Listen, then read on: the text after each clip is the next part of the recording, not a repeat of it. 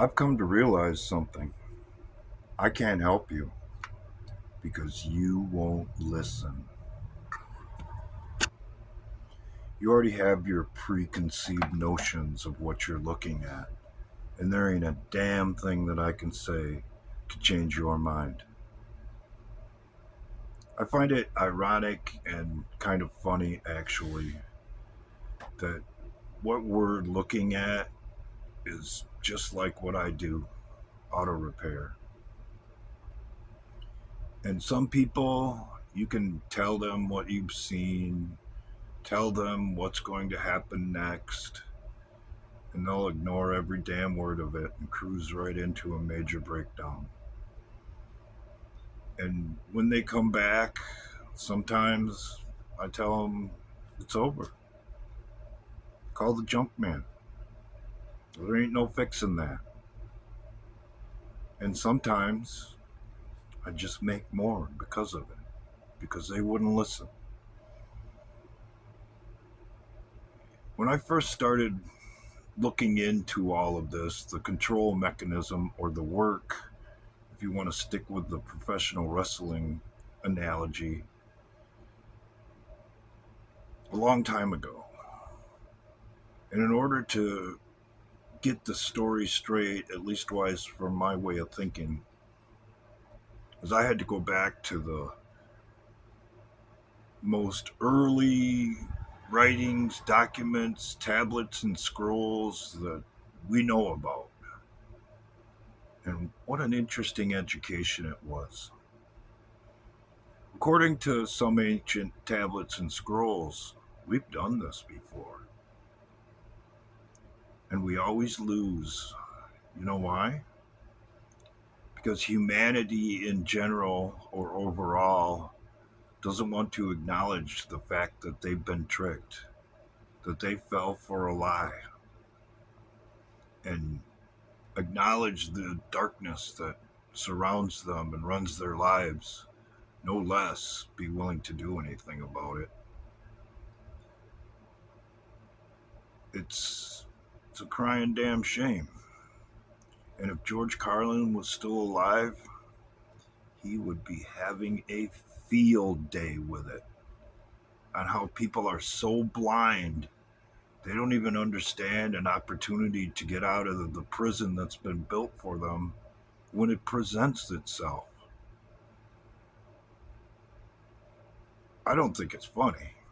I mean, a lot of his material, even though it was presented in a funny way, didn't make me laugh because a lot of his observations, which they called a comedy routine that I call lectures on modern society, that shit ain't funny one bit.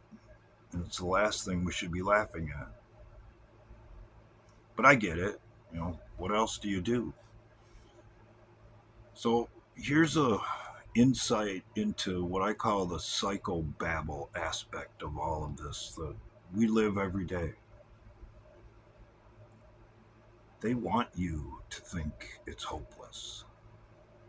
And they want you to promote that to the people around you so they'll think it's hopeless too. Why? Because it furthers their cause. That's work they don't have to do that you're doing for them.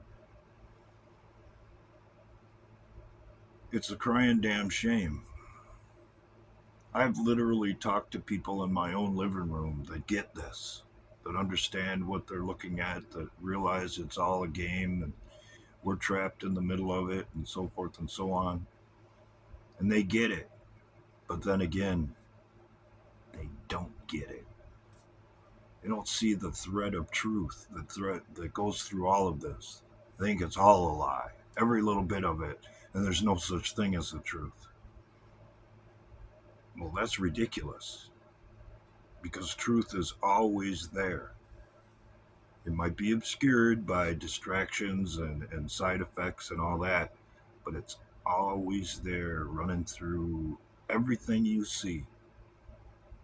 You just have to be smart enough to be able to see it or have done the research, looked into the past, and understand that we've done this before. But there is a bright spot. According to what I've ran across, this has happened before in the ancient past and human history, but never quite this way. And the power structure control mechanism that controls our lives has never been so obvious to so many people. If only they were willing to see. And if you go back to the auto repair analogy, do a little preventive maintenance and do something about it so they can continue down the road of life doing the things they enjoy and want to do. It's just sad that smart people who see the game don't see the game, who throw up their hands and promote hopelessness to those around them. So let me wrap this up by telling you something else I ran across while I was bouncing around in rabbit holes, let's say. According to my understanding, in the Indian culture, the word brave, its origins, has to do with the fact that there were warriors who would volunteer to go out and fight giants, even though they knew it was probably going to be their end. And that compares a lot to what we see today because there are people who are talking about exactly what needs to be talked about as others distract themselves from what I call the thread of truth that runs through all of this. It don't matter if Joe Biden's still alive. It doesn't matter who the shooter is. It doesn't matter about the strange anomalies in the ocean and in the sky and all that kind of stuff. That's all a side issue, a side effect of the main thread of truth. And unless you're willing to look for it and understand what you're looking at, you're going to end up doing their work for them when you promote hopelessness. Because if you're willing to hide in the teepee and tell the rest of the tribe how hopeless it is, sorry to tell you, that's anything but brave.